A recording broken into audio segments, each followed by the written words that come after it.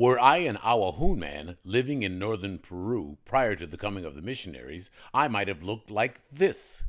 But after a few years of missionary capitalism, I might have looked more like this.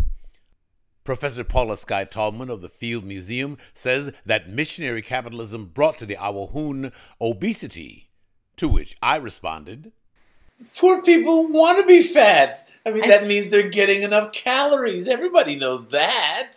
Well, it used to be more of a feast and famine situation, right? So if somebody went out and had a good hunt, if you're not putting any meat in a refrigerator back then, it's fill yourself up, put on the energetic reserves because you might not have a successful hunt in the next few weeks or months. But nowadays, it's not that boom and bust. It's continued consumption of carbohydrates in these areas, and so you're not having the lean times to balance the good times.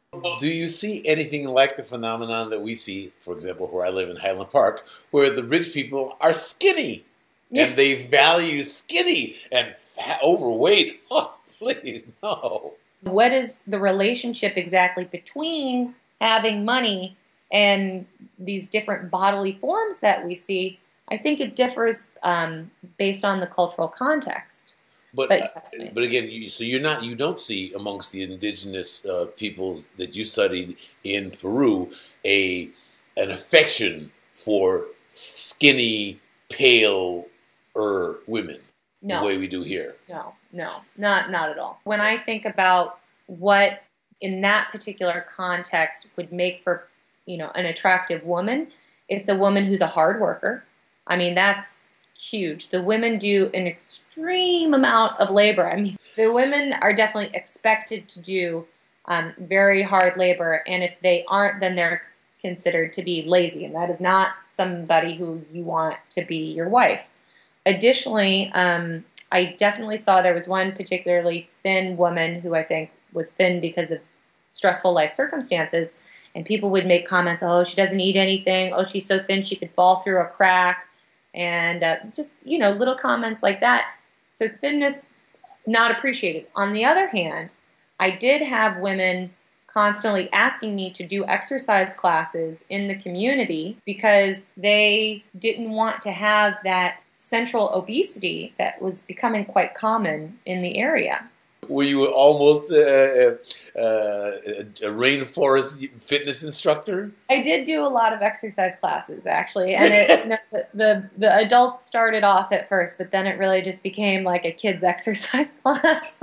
What do you want us to take away, we, the civilians, from your work with the indigenous people in the Amazon? Much of the reason why we see negative health repercussions coming from being poor, if you will, is because sometimes people, when they are more economically disadvantaged, they think that that reflects upon themselves as a person.